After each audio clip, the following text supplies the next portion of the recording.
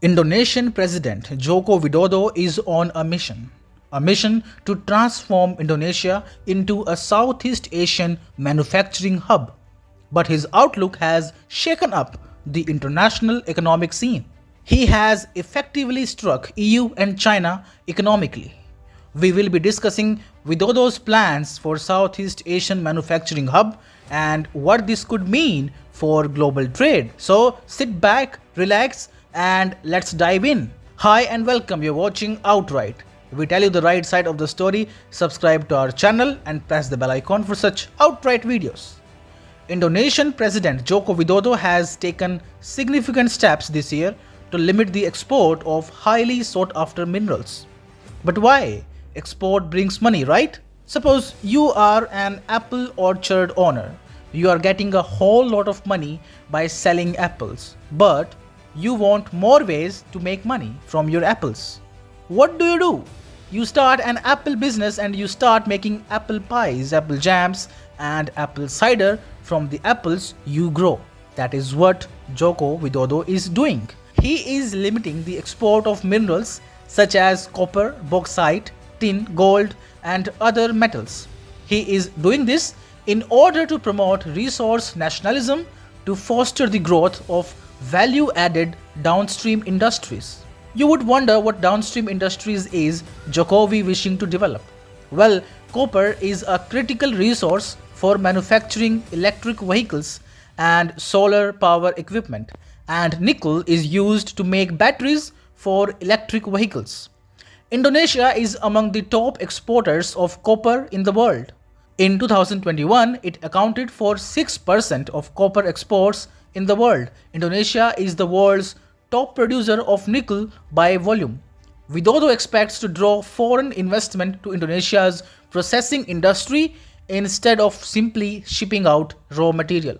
Further, Widodo had declared that the export value of processed nickel products would increase to 468 trillion rupiah in the ongoing financial year, which is over 27 times the value from 2014, when it mainly comprised of nickel ore. Leading battery manufacturers like LG Energy Solution from South Korea and CATL from China have already decided to construct new factories in Indonesia. Meanwhile, President Widodo is trying to persuade Tesla and vehicle companies from Japan and Europe to commence EV production within his country. But it seems like Indonesia's plan to boost its economy has rubbed EU and China the wrong way. The two are the largest consumers of Indonesian minerals.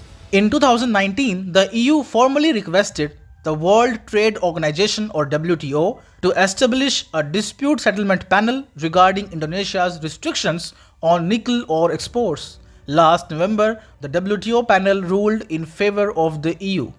But Jokowi does not care. He has appealed the ruling, citing references with the WTO's decision. He thumped his chest and declared his commitment to creating downstream industries during a summit between the EU and the Association of Southeast Asian Nations in December last year.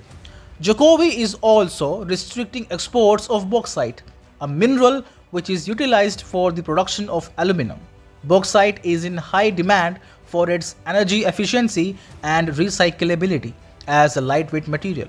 According to the US Geological Survey, Indonesia is the 6th largest producer of bauxite. And China won't be happy with the development in Indonesia. It is a major consumer of Indonesia's bauxite and will express displeasure even more when its economic growth is dwindling and its industries dependent on bauxite are sitting on thin ice. But does Jokowi care about that? Not a dime. And why should he care? EU has made billions out of stripping poor countries of their raw materials. The great awakening of Indonesia is finally taking place. Jokowi's plan will promote an inclusive and sustainable global economy. It could result in increased foreign investment and help transforming Indonesia into a Southeast Asian manufacturing hub. However, the success of this strategy ultimately depends on Indonesia's capacity to process raw materials, as well as potential retaliation from the EU and China. As of now, Jokowi has everything under control.